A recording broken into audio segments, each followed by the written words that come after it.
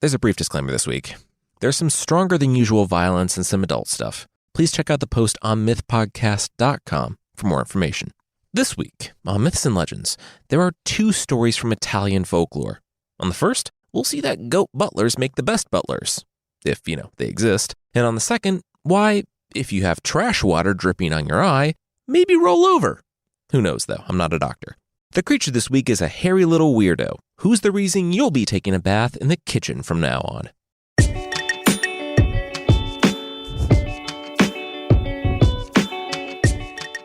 This is Myths and Legends, episode 228, Full Circle.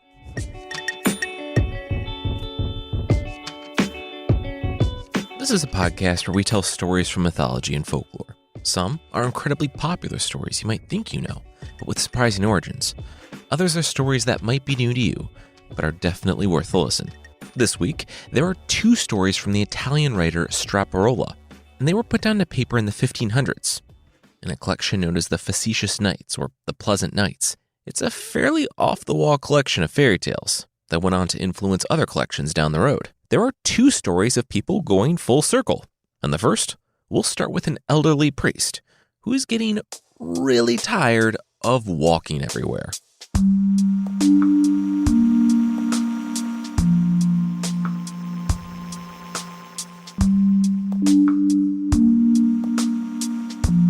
Scarpafico's feet ached. His legs ached. His back ached. Every part of Scarpafico ached. Once, long ago, he had been a jolly priest. He had a parish. He had a purpose. But times changed. People flocked to a nearby town. His parish evaporated. If he wanted to seek alms or help the poor or serve the people, he needed to walk a few miles to the nearby town. In his 30s, this was easy. He prayed as he walked, and the trip was over before it began. In his 40s, it took a little bit longer. In his 50s, he really started to feel it. And now, in his 60s, his prayers were more curses, and he needed a day to recover from the walks. Just buy a horse, Nina, the housekeeper, and the only member of his parish left, said to him. Scarpafico rolled his eyes. And stable it? And feed it? No, he wouldn't get a horse. Then a mule, Nina followed up, serving Scarpafico as breakfast. It will be cheaper and easier to house. They're hardy, too. Scarpafico shook his head. Okay, this is as much for me as it is for you, Nina said, sitting down across the table from him. Did he think she liked hearing him complain every night? Scarpafico put the thought from his head, but the time came that he was in town, and he spotted a mule. It was 7 florins, expensive, but he had 10 on him from selling Nina's produce. The used mule dealer slapped Scarpafico on the back. What could he do to get Scarpafico on this mule today? As Scarpafico and the mule dealer worked out the details, did a mule really need rust-proof undercoating? 3 men watched from the alley. They had their eyes on that mule, but didn't want to actually pay for him. As they watched Scarpafico settle up, they studied the priest. Oh yeah, they were going to get that mule. How were they going to get that mule? Well, by gaslighting him. As Scarpafico bumped back toward the cottage, he was in rocky, smelly bliss atop his new beast of burden. He heard a shout from the roadside. Hey, priest, how's it going? Scarpafico smiled. He said that things were actually going pretty well. He was returning from the market in style, atop a mule. The man laughed. Oh, mule, huh? And where might that be? All he saw was the priest riding a donkey. Okay then, Scarpafico said, and kept riding past the bewildered con man. This happened again, with another stranger taking interest in what deals the priest got at the market, and saying that he was riding a donkey.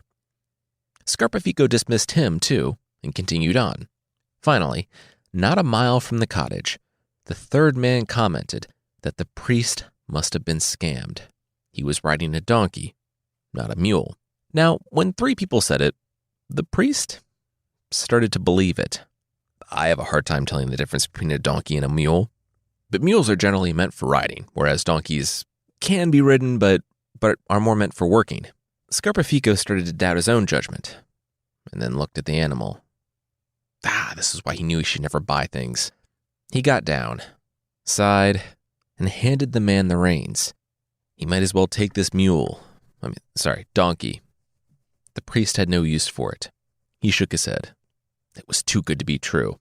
The last mile to the cottage was the longest he had ever walked. He had tasted a mule ride. Things would never be the same again. Yeah, you got scammed, Nina said, as she swept the floor. I know, can you believe it? A donkey instead of a mule, Scarpafico said, eyes downcast. No, the guys on the road, they totally scammed you out of your mule, Nina informed the priest. Scarpafico was taken aback. How did the housekeeper get that idea? She said, okay, how often do people stop him on the road, asking what great deals he got? He thought about it. Almost never. And yet these 3 guys asked you today, and all said the same thing, Nina said. She shook her head. Sorry, he was scammed. The priest refused to believe it, and Nina shrugged. Fine. If he went back to the market tomorrow and looked around, he would see these guys scoping out another person to con. The priest shook his head, not so much believing in the goodness of these strangers, but refusing to believe that he, a priest of this region for decades, had been scammed. If you do, and you see them, take one of the goats. I have a plan, Nina said, with a smile.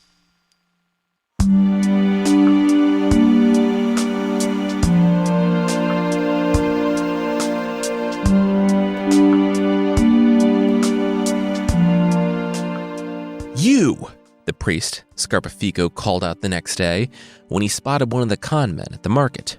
The man's eyes widened, and he turned to run. But he found himself bumping up against the crowd.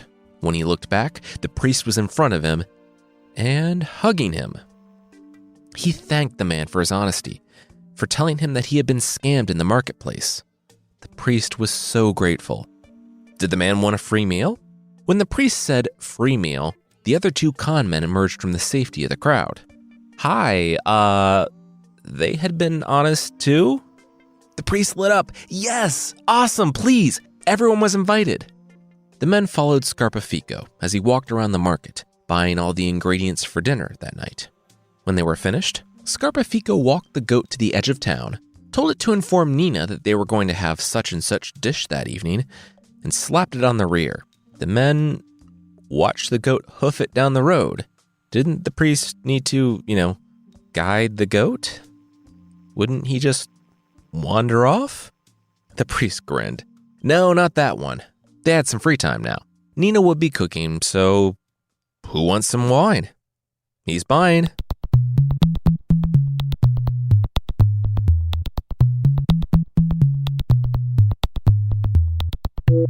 An hour or so later, the priest walked up to the cottage with the 3 con men, and all 4 of them saw the goat tied up outside. Scarpafico threw open the door. Hey, Nina. How's dinner coming along? Nina smiled and said it was coming along well. Finished, actually. The goat told her all she needed to know. The men were amazed and wanted to know more about the goat.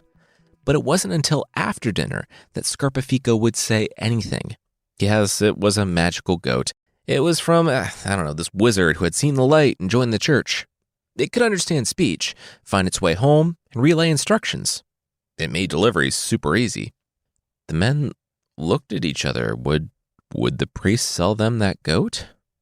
The priest smiled. For a goat like that? Sorry, they couldn't afford it. The men looked at each other, then back to the priest, clearly insulted. How was he to know what they could and couldn't afford? The priest shrugged. It was nothing personal, but he was just a simple parish priest. He didn't spend time with kings or nobles. He didn't think anyone he would speak to would be able to afford the goat, but he asked for their forgiveness if he was wrong. The con men informed him that, yeah, he was wrong. The priest took a sip of wine and then smiled. Well, then, make him an offer. They settled on 200 florins, nearly 30 times the price of the mule that they had tricked from him. But this was a goat that could make deliveries and send messages. Of course, it sent them at the speed of goat, but this was 16th century Italy. This was like cutting-edge technology. Scarpafico untethered the goat. Now, just maybe keep an eye on him for the first couple of tries. He was magical, but he wasn't perfect. He could be stubborn and might not listen. The men waved off the advice. Thank you, but They knew how to handle a magical goat.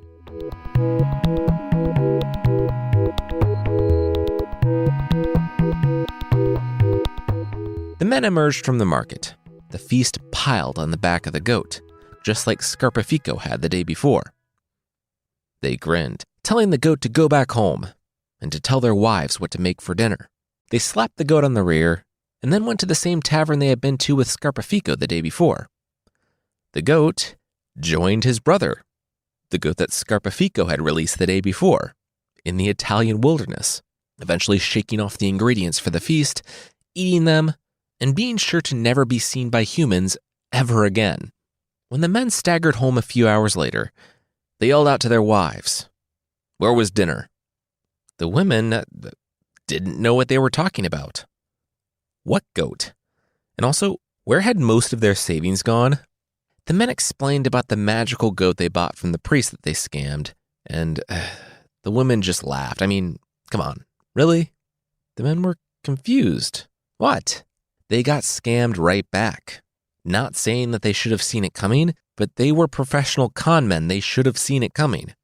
Not that they didn't deserve it, them scamming everyone all the time, just let it go. The con men, grabbing their daggers, were doing pretty much the opposite of letting it go. Several minutes later, Nina screamed when the three con men kicked in the door of the priest's cottage. They rushed up to Scarpafico, daggers pointed at his face. The goat was a lie. If he gave them their money back, they would make it quick. Scarpafico was confused. The goat? The goat was a lie? Grim realization washed over his face as he turned with a dour look to Nina. "You," he said, glowering, and ignoring the men who still had knives pointed at him. He stepped over to her. "You were going to pocket the money and make me take the blame for your crime, weren't you?" "Where's the real goat, Nina?" Scarpafico demanded. Nina took a step back from the approaching priest. She said she didn't know what he was talking about. Her back hit the cupboard. There was no place left for her to go. Scarpafico said she deserved this as he grabbed a knife from the countertop and plunged it relentlessly into her stomach. Blood poured out, and Nina screamed. She grew weak and tried to hold onto the counter, but her hands slipped on her own blood. She hit the ground. Nina was dead. "Wow," the con men said, swallowing hard. That got real intense, real fast.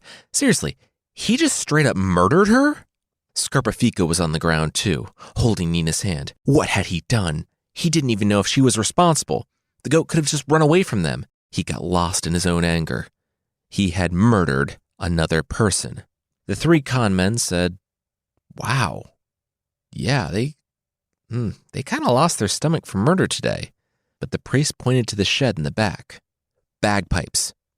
"Bagpipes," the con man asked. The priest nodded. "Get them now. Hurry." The con men obliged, fetching the bagpipes. The priest took them and, taking a minute to remember the tune, blew.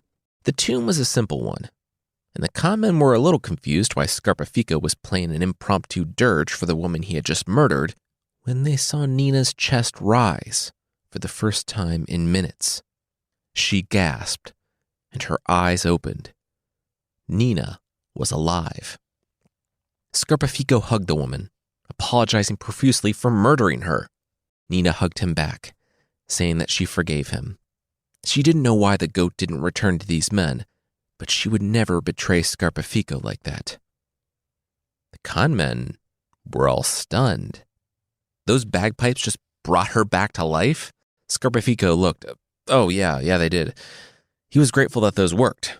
He had never used them before, but after today, he would never have a need to use them again. The con men looked at each other, so they were for sale?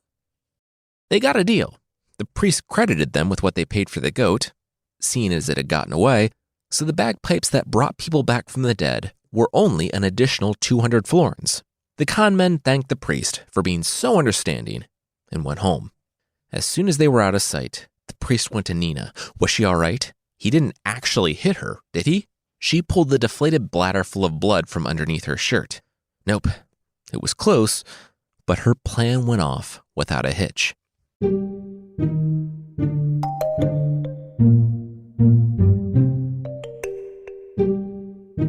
It was a few days later when the con men's wives confronted them.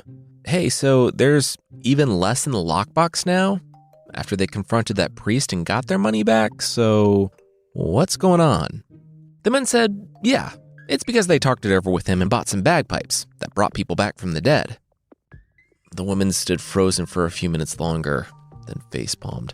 Oh, so, like, he was out of magic beans then? The con men looked at each other. Wow, they should ask about magic beans next time. But also, they didn't care for the wives' tone. The wives said that they didn't care for not having any money in their savings. The men said that they better be careful, or they might force the men to do a demonstration of the bagpipes. The women said that that was impossible because that would mean that the bagpipes actually worked. Things only escalated from there, until the con men, they created the conditions necessary for bringing people back to life.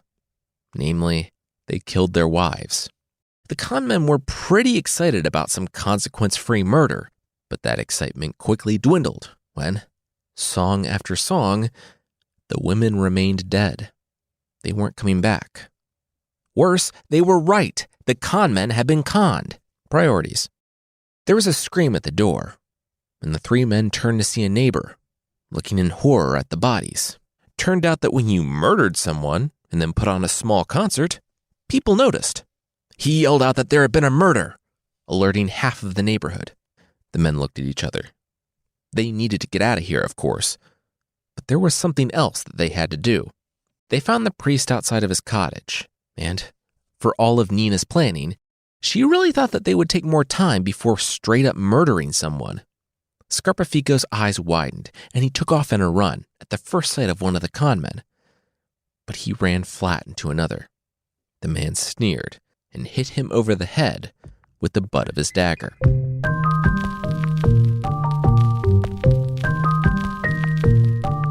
The bad guy seemed to have caught Scarpafico flat-footed, but we'll see what tricks the priest has up his sleeve, and that will be right after this.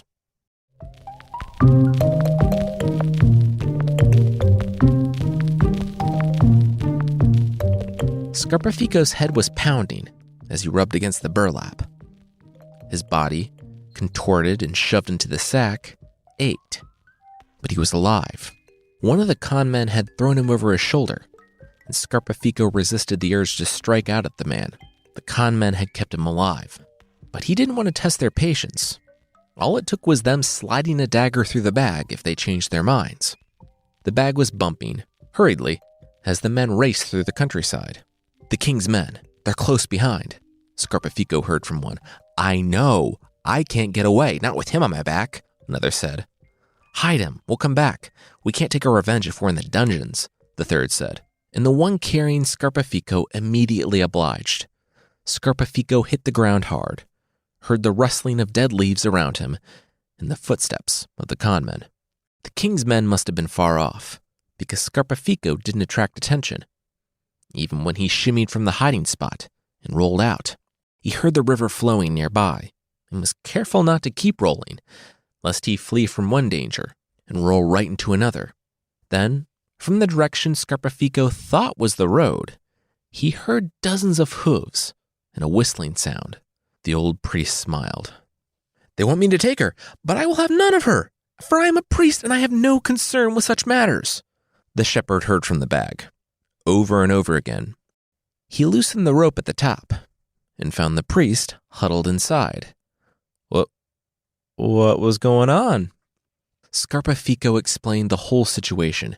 It was this rich noble in the city. He was looking for a husband for his beautiful daughter, and he was insisting that Scarpafico fulfill that role, kind of.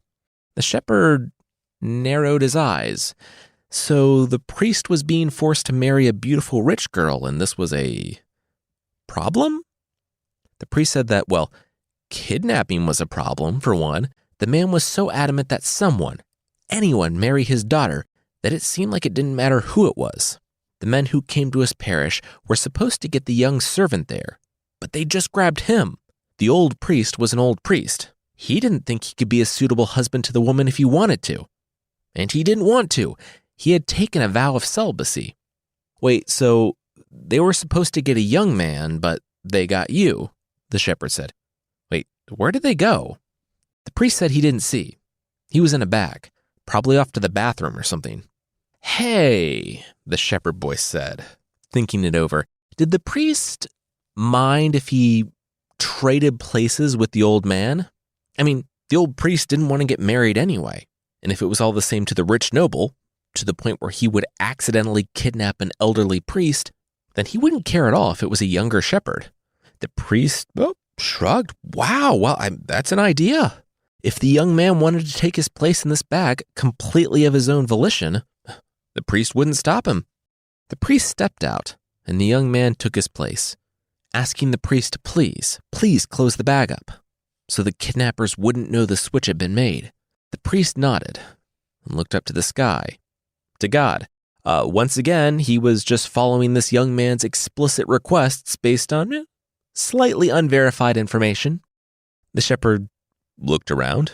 Weird thing to say to the sky, but sure. He was just so excited to get married.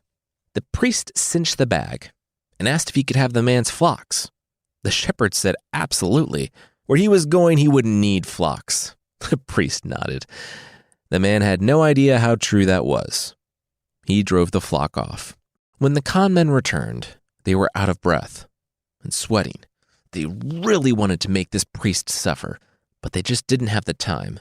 Better to just dump him into the river and go. The other two agreed, tossing the bag into the water and taking off into a run. The shepherd inside the bag wondered why the nobleman's estate was so watery as he sank. The three con men rounded the bend and found the priest driving the herd of sheep away from the river. Hey, jerks, the priest said, stopping for them. Think you could have thrown me any closer to the shore? Why didn't you throw me deeper into the water? I would have twice the flock if you did. The con men were confused. How was he alive? What was he talking about? The priest rolled his eyes. Well, here's the thing. He had these magic stones. Whenever someone threw him into the river in a sack holding one of these stones, he would find himself by the river with a flock of sheep. The farther he was thrown into the river, the more sheep he got. When someone tossed him with a weak throw like the con men had, he only got a little baby tiny herd like this. The first con man was confused. That sounded like a really specific use for these rocks. You mean a really specifically awesome use for these rocks, the second con man said. Gimme. A free flock would give them enough money to disappear forever. The first one saw how excited the other two were about the free sheep and clamored for it. Okay, whatever. Where did he sign up? The priest said that there weren't really sign-ups, just get in the bag. All of the men had extra bags, in the event that something went south when they tried to capture Scarpafico. And they went to the river, got in, and told the priest to make sure to throw them into really deep water. They wanted those sweet, sweet flocks. Scarpafico smiled. Oh, he would make sure they got what they deserved. The last con man cocked an eyebrow. Sounded kind of ominous, but he was cut off by the closing of the bag. It was ominous. Scarpafico might have been through a lot that day, but he found the strength to toss the con men into the river. The last thing he heard, before the bags dipped under the surface, was, wait, how does this work again?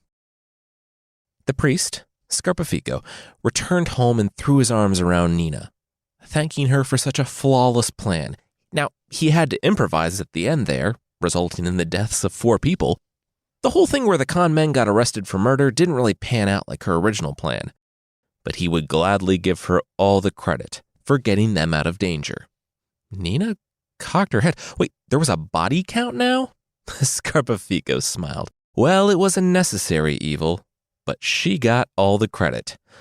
Nina shook her head. Nope, no thanks. She was good. Scarpafico nodded. He wasn't listening. Yep, all the credit. All right, he said, looking at his flock. He was going to go sell some of these off, because he had to go buy a mule.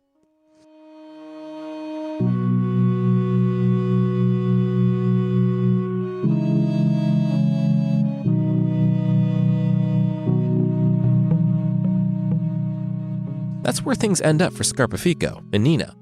In a story where Scarpafico did have kind of a high body count for a priest, I love stories of people finding ways to outsmart others, though I was kind of surprised by the shepherd boy. Tricking him into a bag to die? I don't know. Kinda feels unethical. Not sure what mental gymnastics the priest had to do to justify that one. Anyway, we'll jump into another story of people coming full circle. This time it's 3 friends fighting over a ring that's very precious to them, but that, once again, will be right after this.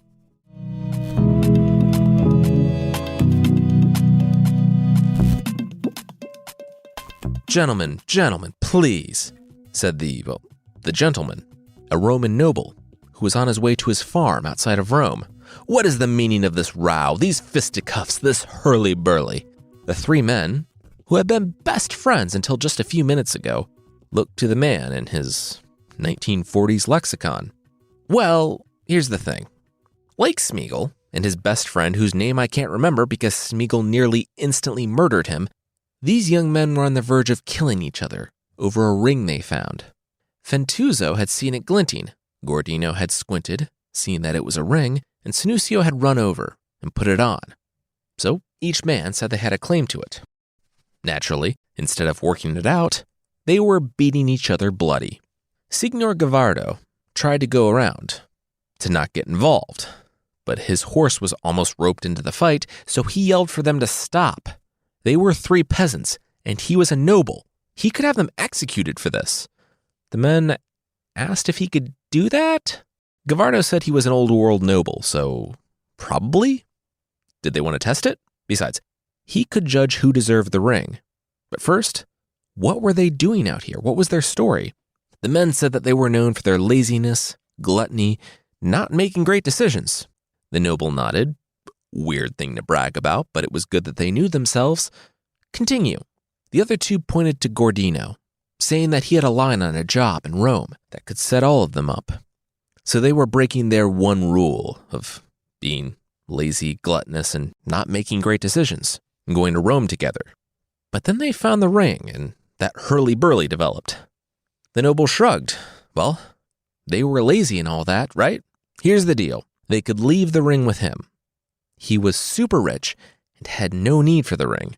And then they could spend 2 weeks being lazy rascals. Whoever was the meanest, the laziest, just the worst, would get the ring. Deal? The 3 rogues agreed. It was either this, die, or be thrown in jail for murder, so this seemed like the best option. Besides, they all thought that they could be the worst. In 15 days, they would meet at Signor Gavardo's farm.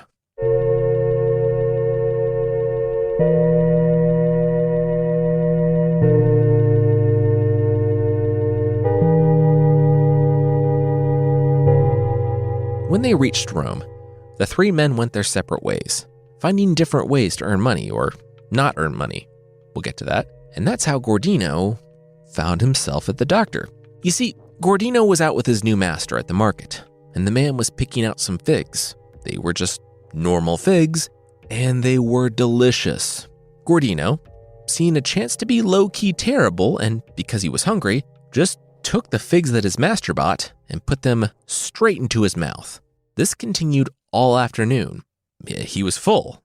He didn't feel like eating more figs, but still, he shoved in the figs.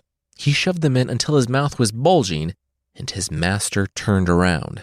He asked Gordino what was wrong, but the man wouldn't open his mouth. He only mumbled and pointed to his cheeks packed with figs. The master made the only conclusion possible. Gordino had a tumor, and it just popped up right there in the market. They had to get him to the doctor. It's so bad that poor Gordino can't open his mouth to explain what's going on, the master remarked, which was kind of true. He didn't want to open his mouth because figs would come spilling out of it and then people would yell at him. The doctor, maybe wanting to be thorough, maybe wanting to get paid for a surgery, or maybe he was just like a barber or something that did doctor work on the side. Who knows? He said that he would be happy to give Gordino a full workup. Gordino's master told him to spare no expense. He didn't. And finally, when it came time for the surgeon, i.e. barber, to cut and press the tumor, the master recoiled. Out came blood and some other type of purplish discharge. The master almost threw up. He had never seen anything like this. It was so horrible. He told Gordino not to worry. He, his family, his friends, they would all be taken care of. He was going to get through this. It's fig, the surgeon said, smelling the discharge. His mouth was full of figs. Just then, Gordino spat out all the figs onto the floor and felt the hole in his cheek. The master looked him over, disgusted. The master turned to the surgeon. Please dress the wound. He turned back to Gordino. I'm fired, aren't I? Gordino asked. Yes, you are, the master said. Turned and didn't look back. Gordino shrugged. Well, at least he had a solid story for the ring. He wondered how the others were doing. The surgeon/barber asked him to please refrain from shrugging and narration while he was patching up the hole in the man's cheek. Fentuzzo, one of the other guys, was in a somehow worse spot than Gordino. Gordino had come to Rome with a prospect, and seeing as Fentuzzo couldn't leech off his friend, he quickly burned through the cash he had and fell to sleeping in doorways, porticos, and the forest. You see, Rome was unforgiving to Fentuzzo, so he did take to the forest. Pretty much as soon as he was away from any structure, it started pouring down rain, and he ran for, half an hour until he came upon a dilapidated house in the forest. As he looked around in the dark, he could see that although the house was damp and reeking of mold, it was not in the rain. So Fentuzzo settled down into the corner, tucked himself in under a rotting blanket, and went to sleep. For about 20 minutes. Okay, so I can be lazy. We all can. I don't know if anybody else goes through this, but sometimes when you're in bed, you have to go to the bathroom, but you just don't feel like getting up. But you can't go to sleep because you have to go to the bathroom. It's this weird, ridiculous cycle. Anyway, Fentuzzo was kind of like that, but with trash water dripping on his face. I don't know if it was like Fentuzzo closing the door of the house that did it, but the roof above him had long since rotted, and water was now flowing through it. Fentuzzo was apparently so lazy that he let the water that had accumulated in a stagnant, moldy pool on the roof flow directly into his eye, as opposed to, rolling over.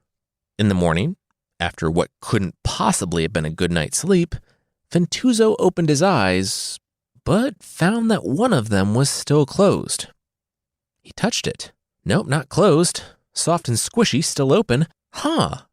He was blind in one eye after letting the trash water flow on him for most of the night, because he was so lazy he refused to move at all. Then his face lit up. He was blind in one eye because he was so lazy he refused to move. He pumped his fist. Yes, that ring was as good as his. Unlike Gordino, who was getting fired after unnecessary surgery, and Fentuzzo, who was doing a trash eye wash, Senuccio was making some big life changes. He was getting married. It was kind of a whirlwind romance. Like, really, really quick. And mere days after he arrived in Rome, Senuccio moved in with his new wife. The reason why people date or court or whatever is so that they can get to know each other before committing to a lifetime together. It had been a learning experience for sure, but as the couple went to bed that evening, Senuccio's wife heard the door banging against the wall in the wind. Did Senuccio leave the door wide open? Senuccio said yeah, but he didn't want to get up and close it, so kind of at an impasse here. She said no, they weren't. Get up and close the door. Senuccio crossed his arms, sitting up in bed. Nope, sorry. He didn't know if she knew this, but he was proudly, famously lazy. She said that she did not know that. She wished he would have led with that. For their 15 minutes of dating, that might have changed things, but here they were. Now please go close the door. Senuccio said, whoa. Now she was trying to change him? No, this was the Senuccio that she married. He was a lazy man. Okay. He'd make things fair. Here's the deal.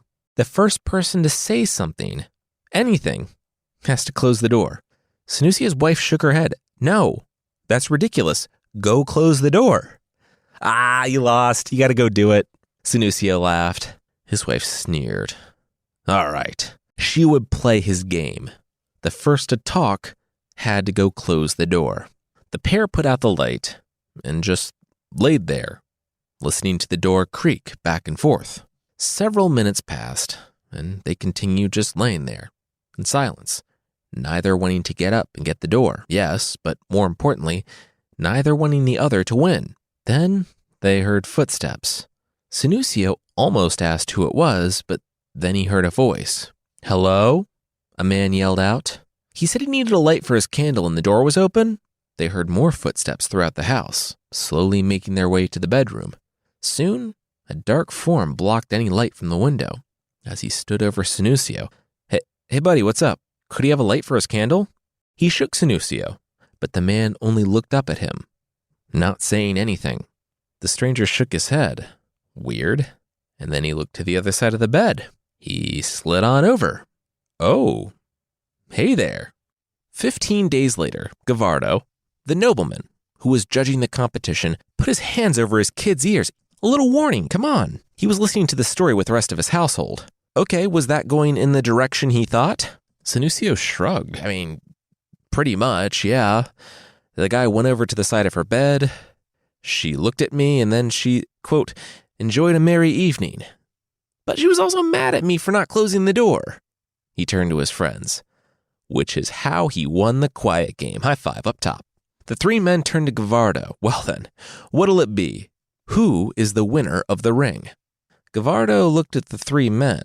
One's cheek was a former fig-packed abscess, and he still had the hole to prove it. One was blind in one eye because he didn't want to roll over.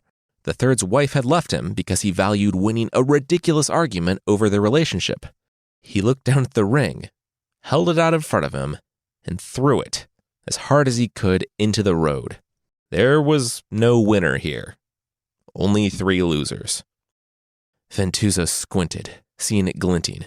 Gordino pointed to it, and Sanucio ran over and put it on.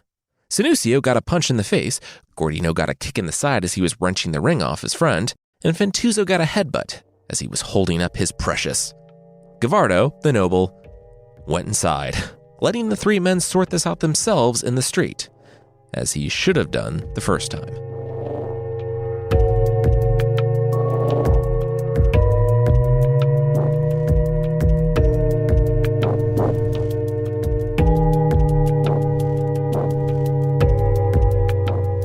That's it for this week. Next week, we'll be back in the story of the Monkey King, where we'll see the guys stop off for some rest, relaxation, and marriage proposals, and learn that if your road trip snack looks and acts like a 3-day-old human baby, you might want to check out the vending machine at the next rest stop.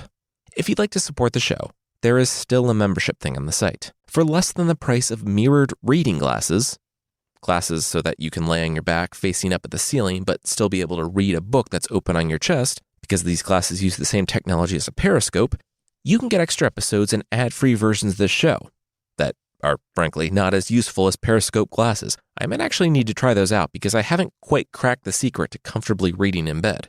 Anyway, check out support.mythpodcast.com for more info on the membership.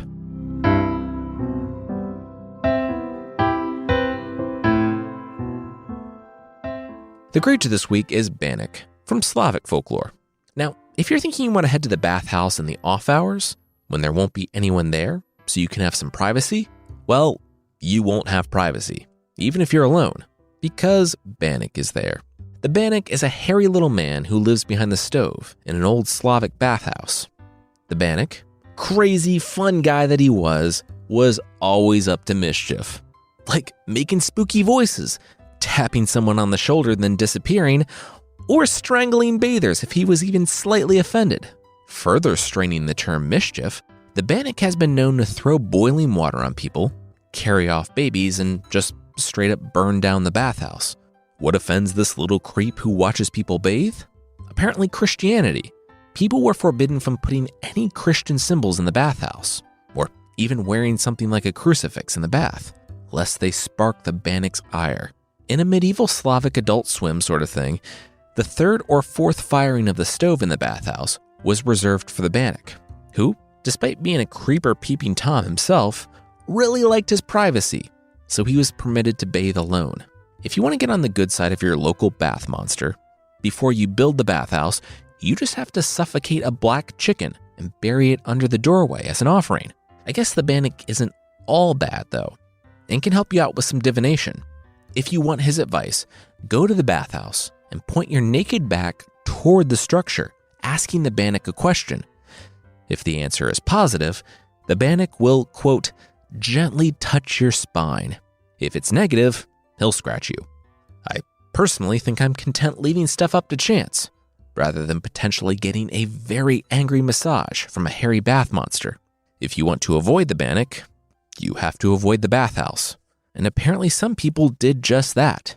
Instead of dealing with all that, they would just go get some stove-warmed water in a big metal tub. So, next time Dad is scrubbing down in lukewarm water right there in the kitchen, just blame the Bannick.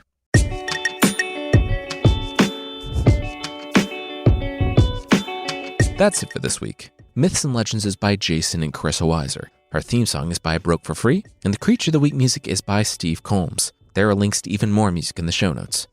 Thank you so much for listening, and we'll see you next time.